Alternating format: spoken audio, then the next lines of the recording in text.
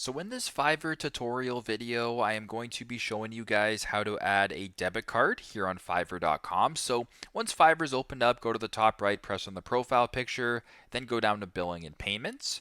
On this screen, go to where it says payment methods right here, and then select add a payment method. And if you want a debit or a credit card, in this case a debit card, I'm going to go ahead and select this option right here. Then once you're here, you can type in your card number, the expiration date, the security code, the cardholder's name, as well as the display name if you want. And if all looks good, you can go ahead and press save right here.